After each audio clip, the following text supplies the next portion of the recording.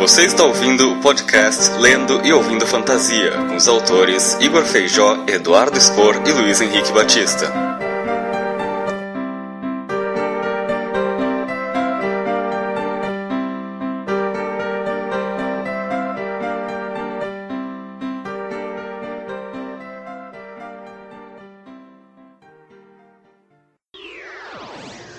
Enquanto isso, na sala de justiça...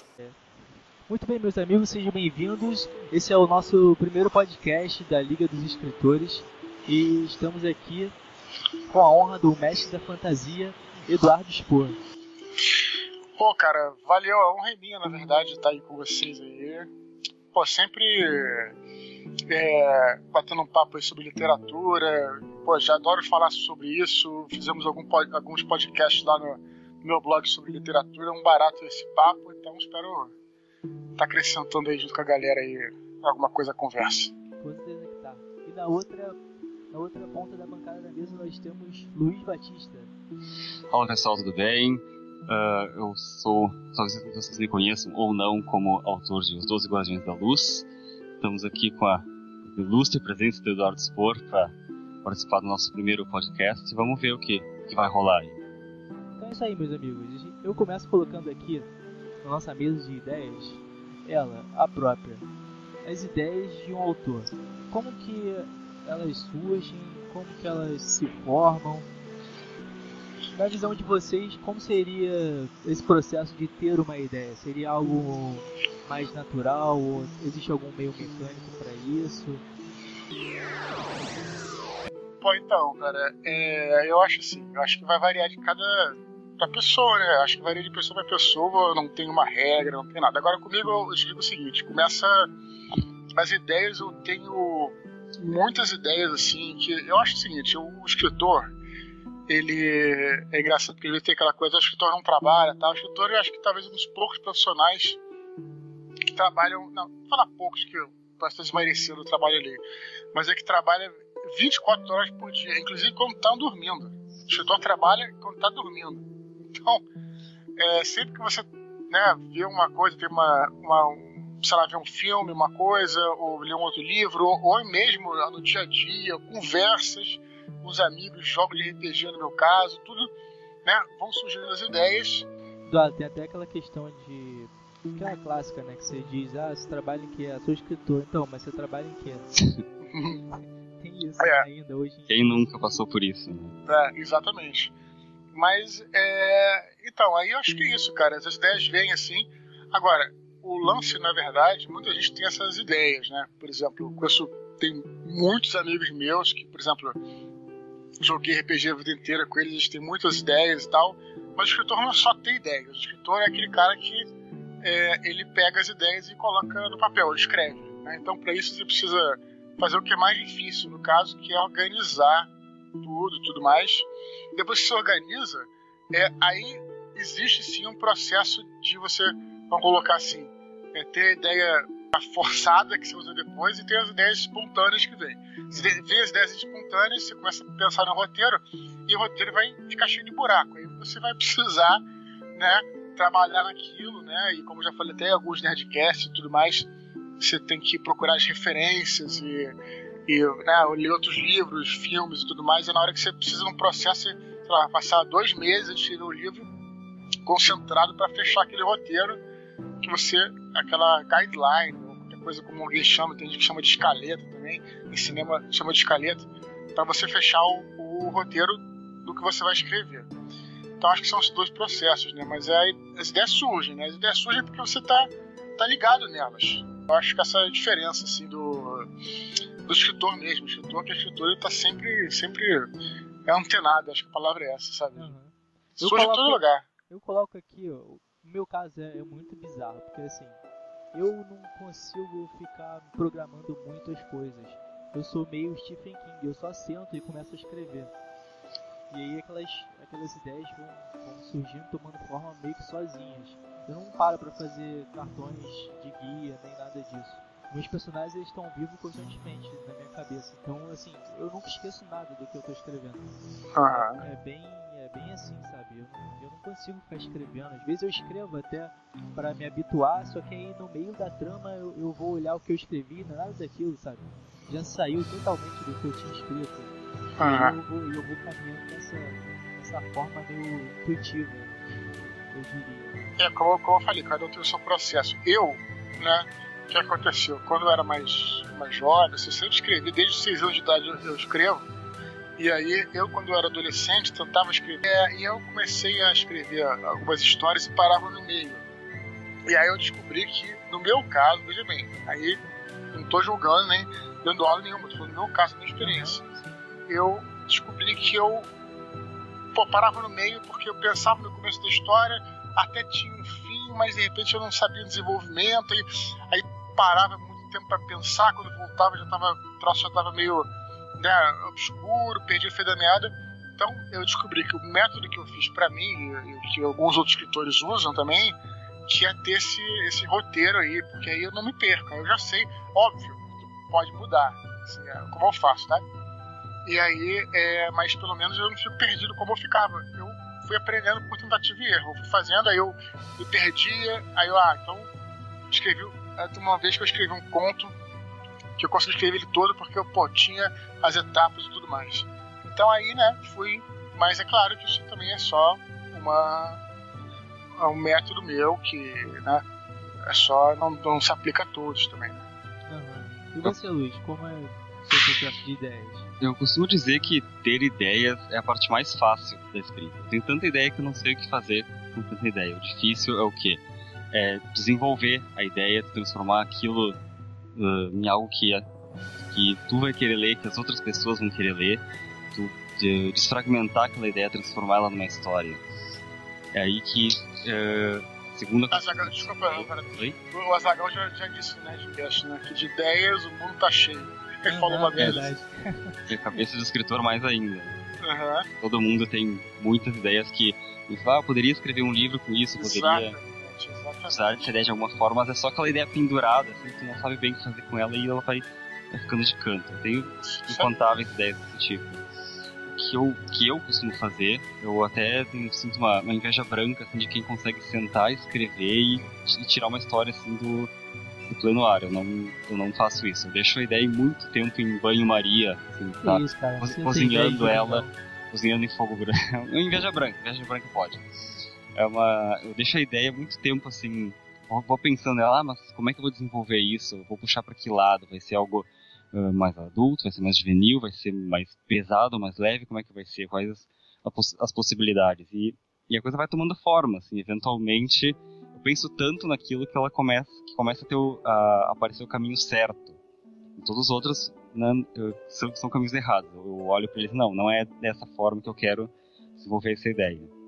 Mas aí volta no que dissemos antes, né? O difícil é sentar, escrever, desenvolver essa ideia, que o Eduardo falou que ele se perdia. Acho que também todo mundo passou por isso, todo mundo começou a escrever alguma coisa e não terminou. A maioria das pessoas joga fora. A maioria dos meus textos está guardados aqui, mas eu apaguei muita coisa na primeira página também. Eu canso de ouvir isso de amigos que gostam de escrever, que eu tenho muitas ideias, mas eu não sei desenvolver elas. Eu acredito que como qualquer outra habilidade, é algo que tu tem que desenvolver, né? A tua primeira tentativa de qualquer coisa vai ser sempre pior, sempre vai melhorar cada vez que tu repete. E explorar as tuas próprias ideias é uma habilidade que tem que ser desenvolvida. Eu tava até conversando com o outro dia, Eduardo. Essa questão das ideias, das coisas que a gente escreveu e que fica guardado há um tempo. Você lógico, conhece o Fábio Abu, né? Claro, meu amigo, grande amigo. Eu fiz workshop com ele de criação de personagem. Uhum. Que lá ele fala, né, do monstro da gaveta. Exatamente. Isso aí. Quando fica um texto ficar parado muito tempo, depois que você ressuscitar ele, pode ser quase impossível. Isso, eu até ia falar aí, mas eu não quis interromper. Mas ele fala isso mesmo, interessante. Isso mesmo aí. Não, quando ele falou lá o Luiz falou aí de inveja branca e tal. Cara, eu também tenho inveja branca, mas é da galera que consegue chegar, sentar e escrever um texto bom de primeira, cara. Porque meus textos de primeira sempre ficam uma merda, assim. Sério? De primeira, de segunda. Olha aí, revelação do Eduardo. De primeira, de segunda, de terceira. Sabe, tipo assim, só vão ficar bom lá pela 10ª vez que eu escrevo, sabe? Sem sacanagem, falando sério. E eu acho assim que. Eu não acho isso. De certa forma, eu acho até isso bom, porque é o que me motiva, assim. Quanto pior fica. Eu até botei isso no Twitter outro dia, tal, alguma coisa do tipo. Quanto pior fica, mais eu fico naquela de, isso aqui é um desafio, sabe? Quando eu faço um texto que eu acho que tá bom, assim, cara, sabe, tipo, não acho que tem muita graça. Quando eu faço um texto que tá horrível, eu tenho uma dificuldade de escrever ele, eu falo, isso é um desafio. Eu sou movido por isso, por desafios de melhorar, de ler e reler e tal. E quanto a o monstro da gaveta, acontece comigo também, mas essa questão da prosa, quer dizer, você escreve o livro todo, até como eu estou fazendo agora, estou escrevendo o meu próximo livro, né, que é o 3º, Filhos do Éden, já acabei de escrever ele, agora eu vou começar a reescrever. E aí quando eu volto para reescrever, pego o primeiro capítulo que eu escrevi há um ano atrás, tá horroroso. Aí eu vou ter que... Aí esse que assim, aí eu tenho que reescrever e tal. Aí até ficar... Agora também tem que ter um certo cuidado, porque se vai sempre ficar horroroso, você também tem que saber a hora de parar, né? Porque às vezes tem cara que é muito... claro que é bom você ter autocrítica, mas também tem que ter um limite, né? Isso então, esse que eu falo também pro pessoal que gosta de ficar se revisando e reescrevendo. Fala, cara, mas uma hora também você vai ter que parar num padrão, numa qualidade específica, porque senão você vai ficar reescrevendo sempre, não vai sair da primeira página, entendeu? Pois é, então, aí comigo é assim, cara, eu tenho essa coisa, e eu, sei lá, cara, não sei se um dia, eu espero que quando eu tiver 80, 90 anos, talvez eu consiga ficar tranquilão, assim, poder, sei lá, parar de frente a meu computador, ou seja, qualquer coisa, numa casa de campo e conseguir escrever de prima, cara, porque, cara, te falar, eu não consigo, cara, não consigo mesmo, e isso é angustiante, cara, assim, tipo... Mas isso te atrasa em algum aspecto? Não atrasa porque eu já sei que é esse padrão. Então você já cria o tempo dentro dessa forma. Claro. Eu também, como eu te disse, isso é o barato de escrever, sabe? É a parte que eu acho também legal, que aí voltar, e aí, cara, eu fico maluco, se essa cena não tá bem escrita, aí eu pego 5 livros que eu gosto, que eu conheço, que eu digo assim, autores que eu gosto e tal, e que tem umas cenas parecidas, eu leio tudo, claro, não vou copiar, mas para tentar entender como que os caras resolveram aquele negócio e tal, e tenta, faço uma investigação toda e volto, quer dizer, isso talvez até é interessante colocar aí, é a parte do escritor que as pessoas não veem também, né? Que a pessoa só vê o escritor por uma questão, quando o cara, né, como eu tive lá, autógrafo e tudo mais, tal, tá aí tranquilão, na verdade é um trabalho do cão, cara, fazer isso. E, né, e realmente é um trabalho que fica mentalmente destruído. Pelo menos comigo é assim, acho que com alguns escritores também deve acontecer o mesmo, não sei como é que ficar com vocês dois aí. Eu posso assinar embaixo de tudo que tu disse, dessa questão de escrever o texto que na hora parece que tá legal, vai reler um negócio asqueroso, horrível, eu tenho que reescrever ele completamente. Eu reescrevi uns 80% do meu livro, porque eu escrevi ele, deixei umas semanas engavetado e comecei a revisar ele. E, meu Deus do céu, era um negócio assim que eu pensava, o que eu quis dizer com isso? Assim, o que me passou pela cabeça escrever isso?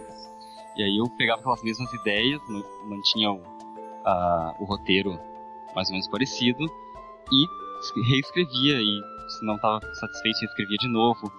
E realmente isso, eu até quero ver se eu encontro uma forma melhor de trabalhar, porque eu estou fazendo isso agora com a continuação dos Guardiões da Luz, que eu deixei engavetado por uns 3-4 meses por causa da minha monografia. Agora eu tô reescrevendo ele e eu quero encontrar uma nova forma de trabalhar, porque isso tá muito desgastante. Eu acredito que eu poderia produzir bem mais se eu conseguisse parcelar esse processo de reescrever, porque é muito complicado. Olha, Luiz, você tem quantos livros escritos já? Um só os dois. Um só, tá, eu escrevi 4. Posso te dizer, só piora, cara. Olha aí, animador, hein? Eduardo, animação 100%. Olha, só piora, mas é aquela coisa, por que só piora? Bom, pelo menos você falando, claro, deixa claro que tudo que eu tô falando se aplica a mim, né? Você pode. Ela só piora porque à medida que você vai aprendendo, você vai melhorando a tua prosa e tudo mais, também vai aumentando muito o teu nível de exigência.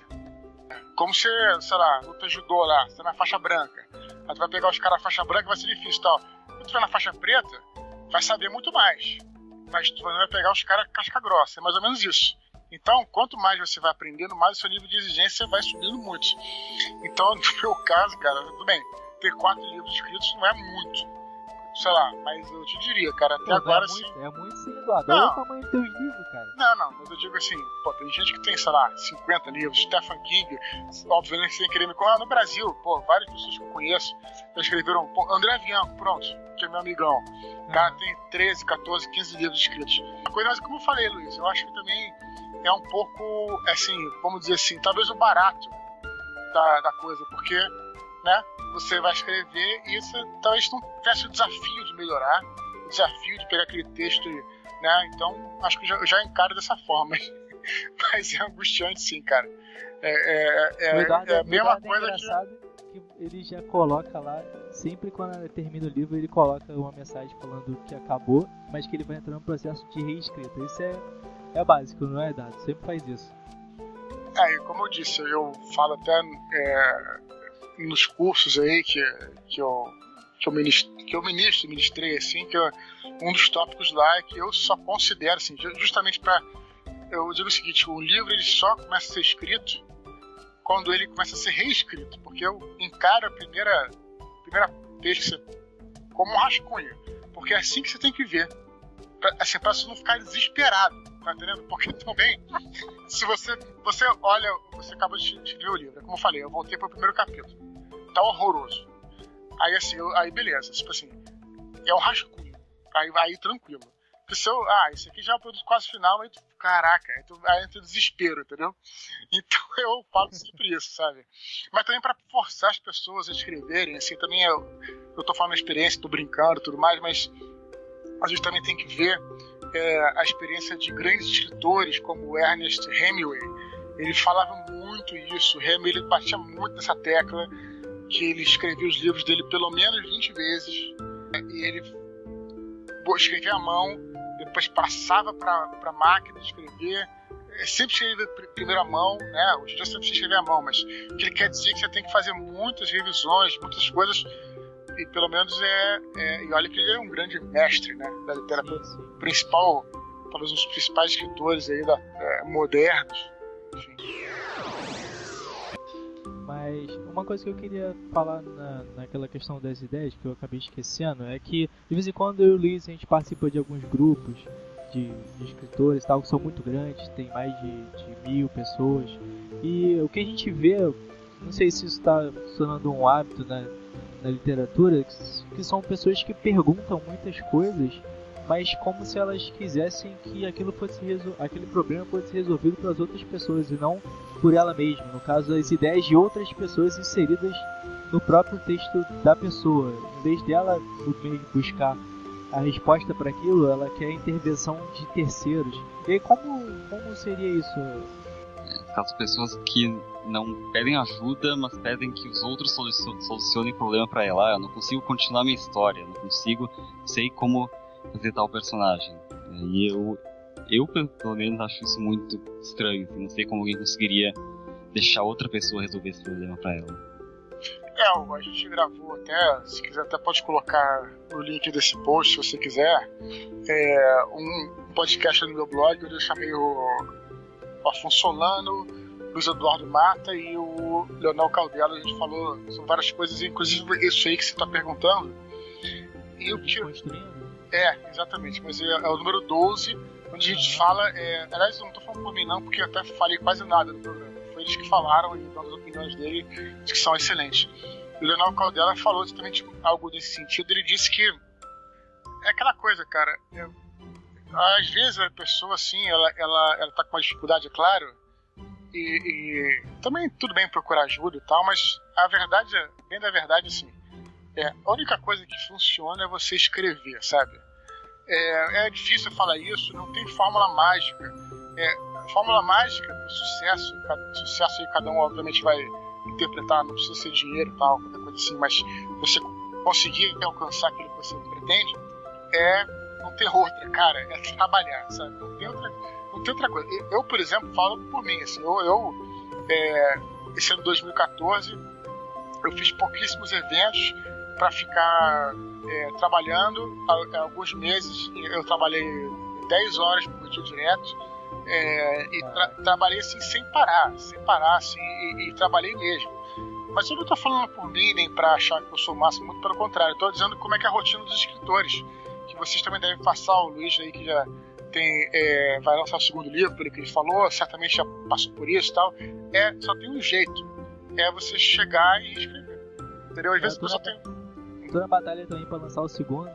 Eu e o Luiz, a gente tá bravo. A gente até criou um pacto que quando um não estiver fazendo nada, o outro vai entrar e falar: tá fazendo o quê? Vai escrever. O Igor chega e me pergunta: já escreveu hoje? Escrevi um pouquinho, nem abri o Word, escrevi um pouquinho.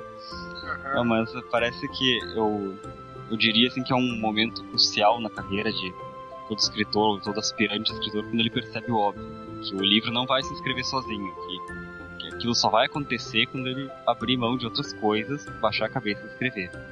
Isso aí não tem outra saída, cara, porque na verdade você, vamos dizer assim, isso também se torna mais difícil, e eu também já passei por tudo isso que vocês imagino que vocês passam, ou que outros estão passando, que é o cara, por exemplo, eu me formei como jornalista, trabalhei muitos anos em jornalismo e trabalhava normal, 8 horas, nunca deixei de escrever. O que eu fazia? Chegava em casa, quando eu podia, fim de semana, ou de noite e tudo mais, eu escrevia, Por quê? Porque aquilo que eu amava e aquele era o sacrifício que eu estava fazendo. Poderia estar vendo um filme, poderia estar jogando videogame, poderia, sei lá, estar indo numa festa e tal. Eu também não deixava de fazer isso, mas é isso, Enfim, tem que escrever. Até, inclusive, quando as pessoas me perguntam, a primeira principal dica cara, não é procurar e postergar tudo, é escrever, cara. Então isso aí não tem outra coisa não, cara. Sei lá, pelo menos é a minha opinião. A gente luta... É a coisa mais óbvia que é a coisa mais óbvia que um escritor tem que escrever, e mesmo assim o cara que tá começando, eu passei, acho que o Igor passou também, talvez no tempo passado, que é perceber isso de perceber o óbvio, O escritor tem isso é paralelo, ele quer fazer a obra dele acontecer. Eduardo, você sofre de procrastinação? Acho que não, né? Olha, não. Hoje em dia não. Mas o que acontece? Eu e o Luiz, assim, a gente luta, caraca, mas lança magia. Que é brabo. Às vezes, uma hora ou outra, a procrastinação é boa.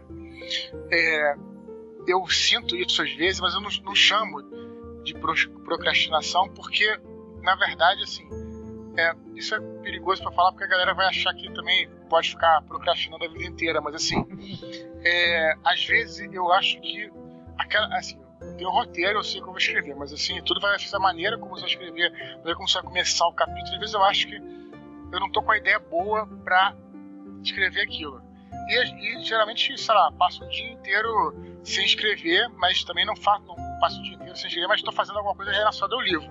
Estou estudando lendo algum outro livro, ou estudando algo, ou vendo um filme que tem a ver com a história, sei lá, enfim, pegando as referências. Então, às vezes é bom, porque se você escrevesse naquele momento, talvez não saísse exatamente da maneira como você quer, entendeu? Só que isso também é perigoso, tem que ter a dosagem. Você não vai, mas amanhã eu vou só deixar para depois da manhã, sabe? Então é complicado. Mas às vezes, assim, comigo acontece, mas quando acontece isso, eu sei, então, peraí, eu não cheguei na ideia correta para começar, de repente, um capítulo, para resolver uma cena, uma coisa assim. O que rola aí, né? Na verdade, o que acontece é que isso se torna muito menos frequente quando você segue uma dica que eu sigo. Eu já ouvi algumas pessoas falando isso, inclusive o Jô Soares falou que quando ele escreve os livros dele, quando ele está escrevendo o primeiro, ele recebeu essa dica do Rubem Fonseca, que é outro mestre, que é uma dica até bem simples, que é assim: escrever todo dia. quando você escreve todo dia, você realmente entra num processo, você vive aquilo. Se você escreve uma vez por semana, por exemplo, escrevo, sei lá, hoje e tal, sei lá, escrevo num sábado. No outro sábado que eu vou escrever, já tô com outras coisas na cabeça, entende? Então, você escrever todo dia facilita muito, cara, muito, porque aí você já tá, sei lá, mergulhado naquilo. Pelo menos é o que eu penso. Então, né, e aí, como eu tô mergulhado naquilo, eu falo, não, por exemplo, agora tá difícil, porque esse difícil é porque talvez eu esteja precisando dar uma olhada em outras coisas e, né, pra poder chegar naquele ponto, sabe? Tem até um processo que eu às vezes observo na maioria dos escritores iniciantes, que o pessoal meio que fica aficionado com o número de páginas. Quanto mais páginas melhor, e isso daí não perde um pouco da questão da essência do livro. E assim, se ele quiser pensar numa página de um jeito geral, quantas páginas ele vai produzir por dia, se ele produzir uma página por dia, no final do ano ele tem 365 páginas, entendeu? Agora, se isso daí vai ser 365 páginas de qualidade, já é outra história. Eu acho que todas essas coisas assim que assim, claro que você tem que, obviamente, tentar fazer o melhor possível, mas também o que eu vejo isso não pode te travar, entendeu? Por exemplo, como eu acabei de falar, pelo menos comigo, eu escrevo muita coisa que eu acho horrorosa, mas eu não travo por aquilo, eu vou continuando a história. E aí depois eu volto e mexo, entendeu? Uhum. Então você fica muito preocupado, assim, se vai ficar ruim, ou quantas páginas vai ter e tal. Você tá saindo do foco, né? O foco é você lá escrever a tua história e ponto final, né? Porque de um jeito geral as pessoas falam dessa questão das páginas como uma maneira de produzir mesmo. Quanto que você produziu hoje? Escrevi meia página. Aí tem gente que fala, escrevo 10, 20. Mas como se fosse algo superior, sabe? Só que isso é bobagem, porque nem sempre 20 páginas que você escreveu vai ser equivalente à meia página que o cara escreveu. Isso daí é relativo. Então, assim, eu acho uma perda de tempo ficar tentando comparar esse tipo de coisa. Na questão da procrastinação, eu acredito que o principal é a disciplina. Que quando a gente está procrastinando é porque está faltando disciplina. A gente não está aceitando que para fazer a obra acontecer a gente vai ter que abrir mão de fazer coisas que a gente preferiria estar fazendo do que trabalhando. Como o Eduardo falou, ele podia usar o tempo livre dele para assistir um filme, para relaxar, para dormir, para uma festa, qualquer coisa. Mas ele escrevia, e é o que inevitavelmente a gente vai ter que fazer em algum momento para coisa sair do Word, né? Então eu bato bastante nessa tecla quando me perguntam da inspiração. Como é que tu se inspira? O que tu faz quando a inspiração não vem? Eu tento escrever todo dia, pelo menos um pouquinho, até porque às vezes é só uma linha assim, que eu preciso mudar para quebrar o bloqueio e seguir adiante. Então eu tento escrever pelo menos um pouquinho justamente para, de novo, o que o Eduardo falou, de tu vivenciar a tua obra. Quando tu se afasta dela, escreve uma vez por semana, uma vez a cada 5 dias, ela não tá em primeiro plano na tua cabeça. E eu acho isso fundamental para tu conseguir desenvolver no melhor possível as ideias, que seja sempre o que na cabeça. O que eu falei no início do podcast é que eu deixo as ideias muito tempo na cabeça e fico martelando em cima daquilo de qual é a melhor forma. Então, pela terceira ou quarta vez, disciplina. Creio que isso é fundamental para a coisa sair do papel. Com certeza. Quando eu comecei a dar palestra em colégio para divulgar o livro, muitos jovens vêm... Caraca, muitos jovens, falam assim, parece até que eu tô velho pra caramba. Muitos jovens me perguntar, eu também tive ideia de escrever um livro, o que você me recomenda? E a primeira coisa que eu falo pra eles é disciplina, independente do resto. E eu não sei se o Eduardo concorda, mas eu acho a característica principal para um escritor. Eu não sei se a principal, cara, é difícil dizer. Acho que tem várias que estão no mesmo nível, assim, mas a disciplina é uma, com certeza, e foi o que eu disse. E a disciplina é o que eu te falei, que te faz se escrever todo dia, de uma forma ou de outra. Então eu concordo plenamente com o que vocês disseram, é só disso de uma outra forma, sei lá, um pouco diferente, mas é exatamente isso, né? Você ter aquele foco, ter disciplina, escrever todo dia, um pouquinho, e aí você consegue fazer com que, né, as engrenagens continuem rodando. E uma questão de... Eu vou entrar numa outra questão aqui, que é de divulgação de partes do seu texto ou coisa referente ao seu livro. Hoje a gente tem inúmeras plataformas para fazer isso. Eu gostaria de ver com vocês aqui agora se tem alguma forma melhor para se fazer isso, se até a que ponto a gente pode liberar da nossa obra. Bom, no meu caso, cara, bom, eu te digo o seguinte, acho que não tem problema não, assim, vai variar de caso para caso, né, mas eu acho que não vejo problema, eu acho até legal assim você, né, colocar uns textos e tal, só que tem que só lembrar que você tem que estar com o teu texto registrado lá na Biblioteca Nacional, e se puder o SBN, se o livro já for lançado e tal. Se ele já foi lançado, registrado, publicado, aí você pode colocar e tudo, sabe? E é uma maneira de, né, da pessoa conhecer o teu trabalho, ver pelo menos um capítulo, ver como é que é. Até porque também, né, tem tanto conteúdo na internet hoje em dia que o cara, de repente, se vê um trecho, né? Tem um amigo meu que falava que, assim, talvez seja um pouco exagerado, assim, mas eu também não discordo completamente dele, não. Um amigo meu falava que você lendo um capítulo do livro, você já entendia mais ou menos, já sentia um pouco, assim, o que era, assim, se o... que vinha pela frente, né? Na verdade, assim, não necessariamente a história, porque a história pode ter reviravoltas, mas eu digo, você sentiu o livro, né, no capítulo, você sente se gostou da maneira como o cara escreveu aquilo e tal. O primeiro capítulo, né, assim, então, beleza, não se julga o livro pela capa, mas você pode assim, se julga pelo primeiro capítulo, jogar um pouquinho, não jogar o livro inteiro, mas jogar um pouquinho do livro, pelo primeiro capítulo, você já é mais seguro do que a capa, né? Sim, a sinopse já. Exatamente. Então, talvez colocar um capítulo 2 na internet, eu não vejo problema nenhum, acho legal e tal. Lembrando que eu tô te falando, né? Se estando registrado, você tá completamente protegido contra qualquer coisa, não tem problema nenhum. Com certeza. E você, Luiz, concorda? Bom, isso do registro é regra de ouro, cara. Colocar o teu material na internet, ele tem que estar bem protegido, e eu não quero criar uma paranoia social que já existe com a questão do plágio. Ouço muita gente falando, eu queria publicar meus textos na internet, mas tenho medo de ser plagiado.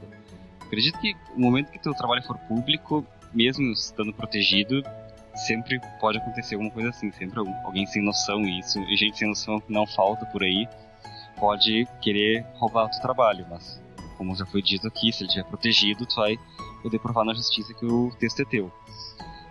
Sobre divulgação e liberar trechos e textos, eu não tenho muita experiência nisso, claro, mas o que eu pretendo fazer, na verdade já estou fazendo, é disponibilizar gratuitamente nessas plataformas de leitura spin-offs da obra principal, que meu livro será uma série, já estou escrevendo o segundo, e esses textos eu vou escrever coisas dentro desse universo, mas não relacionadas à história. Vai ser bem difícil não misturar as duas coisas, uma não dar spoiler da outra, mas eu acho que vai ser coisa interessante aí pra quem curte o que eu escrevo.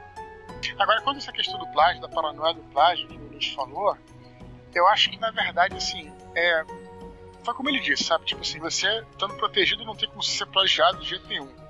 Mas eu acho que também essa questão passa um pouco por uma questão da arrogância. Não é nem que o cara seja um cara arrogante, malvado, nada. Ele tem uma arrogância inocente, que é aquela coisa, o cara acha que de repente ele vai ser... tem aquela coisa de que ele quer ser original e tudo mais, sabe? Tipo, tem gente que até tem paranoia com plágio, não nem com texto, mas com ideia. Eu já recebi muito e-mail de pessoas, sei lá, em mensagens diversas, pessoas falando, eu queria escrever um livro sobre anjos, mas o Eduardo já escreveu. Quer dizer, como se eu tivesse inventado anjos, como se eu tivesse inventado... Pois é, então a galera tem essa paranoia, às vezes, não a galera, se algumas pessoas têm essa paranoia que acho que é um pouco fruto da arrogância, né? Não estou condenando essas pessoas, até como dizer, uma arrogância até inocente. Mas eu quero ser original, eu quero ser o cara que escreveu sobre a ideia, tem que ser, né? Não, porra. meus livros, né, acho que não tem nada de assim, necessariamente original. Já teve, o próprio Ney Bianco, o primeiro livro que ele lançou, ou o segundo livro que ele lançou, da chuva, né? Senhor da Chuva. Senhor da Chuva. É sobre anjos, né? Imagina se vai ficar assim, essa paranoia, né? Quer dizer, acho que não tem nada a ver, sabe? O que vai valer ali é ter o que você escreveu, a tua história, a tua prosa e tudo mais, né? Os teus personagens. O fato é que hoje em dia não tem como a gente fugir da comparação. Não importa que você escreveu, o mais original que for, que qualquer obra que tenha antes, que tenha um pedacinho de alguma coisa que o cara ache parecido, ele vai acabar associando aquilo ali à sua obra, ou falar que você pegou fonte daquela referência. Isso aí eu converso muito com o Luiz. A gente estava falando disso, acho que foi ontem ou anteontem, das comparações que os fãs fazem com aquilo que eles gostam e como... Não todo mundo, claro, não são todos os fãs de tudo que são assim, mas como muitas pessoas veem uma similaridade muito pequena com aquilo que elas gostam e já acusam de plágio. O meu livro é a história de 12 heróis que encarnam os 12 signos do Zodíaco. Qual é a acusação imediata que eu sofro? Plágio de Cavaleiros do Zodíaco. Que qualquer pessoa que lê meu trabalho vai ver que não tem nada a ver com Cavaleiros do Zodíaco. E eu, apesar de já estar, eu já previa que isso aconteceu, eu tinha certeza, e até que aconteceu. E por sorte não é algo frequente, assim, mas... Eduardo, pior que não tem nada a ver mesmo não, eu já li o livro dele e não tem nada a ver mesmo. Não, mas eu não tô acusando, não. Não, sim, eu tô falando mesmo, porque só pra corroborar o que ele tá falando. Cara, não tem mesmo nada a ver com o Cavaleiro do Zodíaco. E eu achei, eu fui ler achando que tinha, porque eu sou apaixonado por Cavaleiro do Zodíaco. Eu não escondo de ninguém que eu assisti quando era criança, eu gosto até hoje, foi uma... possivelmente uma das razões pelas quais eu sempre gostei de fantasia com luta foi os Cavaleiros do Zodíaco. De vez em quando até publico alguma coisa sobre Cavaleiros na página do meu livro, eu não tento desassociar, sabe?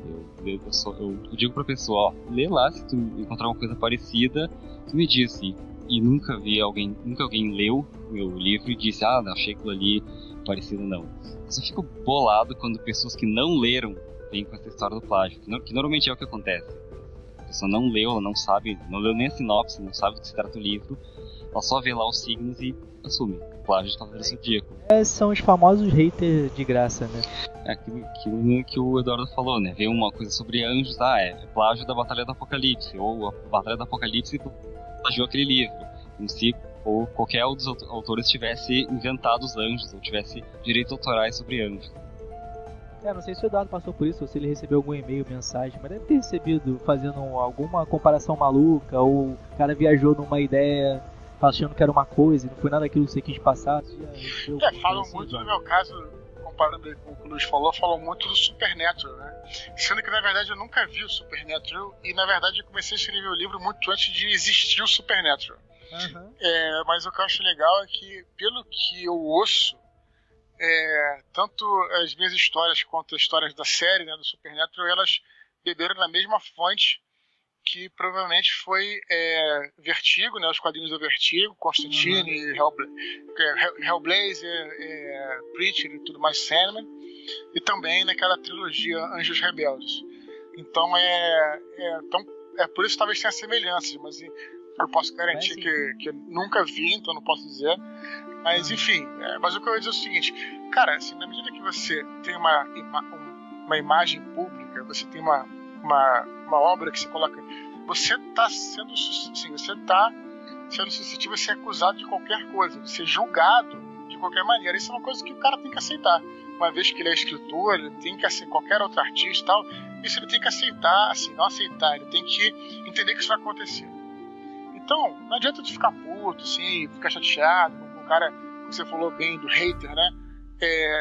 Porque na realidade, cara, assim, quando uma obra é legal, isso até outro dia quem botou isso no Twitter foi até o Paulo Coelho, né? Quando uma obra faz sucesso e tudo mais, o que acontece assim, que quanto mais falarem mal da tua obra, né, mais vai aumentar a curiosidade das pessoas para ler aquela obra. Então, o Paulo Coelho é um sucesso mundial, tem livro dele até no espaço, lá na Estação Espacial Russa. A biblioteca da Estação Espacial Russa o que mais tem livro é do Paulo Coelho. E aí, quanto mais assim, nego detona ele e tal, as pessoas ficam falando, porra, cara, esse cara é um sucesso proletário, e por que tá falando mal? Vou ler, assim, cara. Então, assim, o que ele fala, e é bem verdade, é que os haters tal, estão fazendo propaganda pra você de graça. Verdade. Não tem a menor dúvida, cara. Não tem a menor dúvida disso. Sabe? É claro, se é uma obra que nunca ouviu falar e alguém fala, assim, beleza, pode ter que queimar. Mas uma obra que é um sucesso e as pessoas falam mal, cara, isso só promove a tua obra. Não tem, assim, isso é um fato. É um fato até porque ele vive isso diariamente. Assim, já vivi situações dessas. Pessoas que eu conheço que têm trabalhos, não livros, necessariamente de sucesso, que viveram. Então isso aí é um fato. Então você tem que agradecer esses caras na realidade, sabe? Tipo assim, agradecer a todos. Até porque também se os caras falam mal do teu livro, eles leram o teu livro. O que o escritor quer é ser lido. Então, pô, cara, sempre quando eu vejo uma crítica de qualquer espécie, a mais bizonha possível, eu vou lá, agradeço. E não faço isso por hipocrisia, não, cara. Eu faço isso porque eu agradeço, pô, que legal, assim. Não é por hipocrisia nem por ironia. Assim, é porque, pô, vejo, o cara leu o livro e tal, que bacana. O cara ou comprou, ou então ele, sei lá, ele se interessou pelo livro, sabe? Então, pra mim é um maior privilégio, assim, as pessoas lerem, mesmo que não gostem e tudo mais. E quanto mais o cara falar mal, mais vai estar promovendo, pode ter certeza disso. Então não tem que você quando ficar... lê, né, Eduardo? Quando lê. Sim, mas se o cara não lê, também, e o fato de ele falar mal já tá fazendo o teu livro parecer, entendeu? Não é... Sim. Então não tem problema, assim, isso vai ser uma coisa, vai ser normal, assim. Então, isso vai acontecer, né? Tem aquela, olha, não é me comparando com ninguém, não tô falando de mim não, mas tem, assim, tem um ditado que diz o seguinte, nem Cristo agradou a todos, eu tô falando o que dizem. Uhum. Então não fique esperando que você vai agradar a todo mundo, cara, é impossível, até porque uma vez quando eu estava escrevendo meu segundo livro, o Bianco me falou uma coisa muito interessante, e também já sabia disso, já estava seguindo essa linha, mas é uma coisa que veio de acordo com o que eu estava fazendo. Ele falou, cara, escreve sempre a história que está no teu coração e não pensa em ficar agradando todo mundo, porque você nunca vai agradar todos. Você vai para um lado, vai para o outro, vai para o lado, vai no zigue-zague, você vai acabar que se confunde. Então, simplesmente escreve a história que você quer, que é verdadeira, real para você, real, né? Tá no teu coração e tudo mais. Isso é uma verdadeira batalha do escritor, né? Tem muita gente que bate nessa tecla de eu escrevo pra mim ou eu escrevo pro meu público? Mas afinal, quem é o meu público, né? Tem gente que constantemente entra nesse tipo de batalha interior. Não sei se o Luiz já passou por isso. Antes de pular para um novo assunto, eu queria confirmar o que o Eduardo acabou de dizer, porque eu tirei a ler Paulo Coelho por causa disso, de ouvir tanta gente falando mal e descendo a ler do cara. Olha aí, um aí. Veja só, exemplo vivo do que ele acabou de dizer. Tanta gente falando mal de um cara que vende um absurdo de livros. Não, mas eu tenho que ver com os meus próprios olhos se é tão ruim ou tão bom assim. Eu acho que eu li 3 livros dele, eu gostei bastante de um, detestei outro e gostei mediano do terceiro. Então não cheguei a conclusão nenhuma, porque foi bem desequilibrado o meu parecer dos livros dele. Assunto que alguns escritores ou algumas pessoas, até leitores, imaginam, e os escritores travam essa batalha interior de eu escrevo pra mim, como o Eduardo falou, o Bianco falou pra ele, você escreve o que tá no seu coração, ou outros vão pensar, mas eu quero escrever para um público específico, e aí eu vou deixar de escrever pra mim. Como é essa questão? O Eduardo sempre escreveu o que ele quis, mas eu escrevi o que eu sempre quis escrever. Independente de quem ia gostar ou não, eu fiz aquilo que eu queria fazer mesmo. Eu escrevi o livro que eu queria ler, né? Eu acho que isso é a resposta mais batida possível para essa pergunta. Boa, não, exatamente, concordo plenamente, legal. Não acho que é batida não, vou usar isso como plágio aí, como responder. Essa resposta é minha, tem direito de autorar sobre ela. É a resposta batida porque ela é perfeita, né? Eu queria ler um livro, ele não existia, então eu fui lá e escrevi ele. Eduardo, tem alguma coisa que você queira acrescentar a esses assuntos, todos os assuntos que a gente falou aqui, ou falar alguma coisa até do Paraíso Perdido mesmo? Quem sabe dar uma palhinha aí de alguma coisa que a gente não saiba? Tô brincando. Posso falar, se posso falar? Se quiser falar, pode falar. Já descobriu que o segredo do Eduardo é o desespero. Ele revelou ali que a magia acontece no desespero. Não sei se é desespero, mas é mais uma agonia, assim, né, cara? Agonia. Pô, cara, então, eu vou lançar o meu próximo livro aí vai ser no segundo semestre. Então, não sei, pode ser desde setembro até novembro, não sei ainda qual vai ser o mês, né? Pode ser que seja ou para Bienal ou para o Natal. Vai depender do ritmo que eu vou conseguir desenvolver agora, continuar a trabalhar nele, escrever e tudo mais. E, cara, foi assim, como eu falei, eu acho que eu escrevi no Anjo da Morte, que foi o livro mais difícil que eu escrevi, mas agora o Paraíso Perdido pela segunda vez. Então, agora o Paraíso Perdido é mais difícil ainda, porque eu tenho que juntar todas as histórias, tenho que juntar tantas coisas que estão na Batalha do Apocalipse, quanto as coisas que estão no Filhos do Éden, todos os outros livros e tal. Então foi um trabalho assim, bem difícil. Tá sendo um trabalho difícil, né? Mas é isso, cara. Basicamente eu posso dizer desse livro que eu trabalhei. O primeiro livro foi um livro assim, mais uma aventura, puxado um pouquinho pra filosofia e tal. O segundo é mais histórico, esse é bem mitológico. Eu queria fazer nesse último, enquanto o Anjo da Morte era uma coisa mais realista, esse último, realista entre aspas, né, claro, mas assim, o Paraíso Perdido vai ser uma coisa assim, bem fantasia mesmo, praticamente os personagens não ficam na terra mesmo, assim, eles vão viajar pelos planos e tudo mais, e é justamente o fim, né, a busca por um personagem central que está sendo mostrado desde o primeiro livro em pílulas, em alguns capítulos aparece, que é um personagem chamado Metatron, que é o anjo mais poderoso que tem, que ele se revolta, que eu digo assim, ele vai contra os arcanjos, né? Então, no meu caso, o Metatron, ele é um cara que desafia os arcanjos, só que diferente do Ablon, por exemplo, que é um herói e faz as coisas certas, o Metatron é mais como se fosse um terrorista na minha história. Ele está disposto a tudo para conseguir o que ele quer. Assim, o final, né, a história dele, assim, a intenção dele é boa, mas os meios dele são totalmente questionáveis. Ele está disposto a tudo. E aí, o que acontece é que os arcanjos, né, mandam uma galera para buscar ele e matá-lo, né? Quem está comandando essa missão é a Kyra, que vocês já conhecem de todos os livros, tal, né? Essa missão que foi dada para ela de encontrar esse cara e matar. Só que esse cara, na verdade, ele escapou do céu onde ele estava preso. E aí também a gente vai mostrar como é que ele foi preso, né? E quem o prendeu no passado foi o Ablon, né? Como isso também não é spoiler, porque está no final do Anjo da Morte, então não é spoiler nem nada. No passado o Ablon foi mandado para... Não, eu tenho que furar meus ouvidos. Não vou dar spoiler nenhum.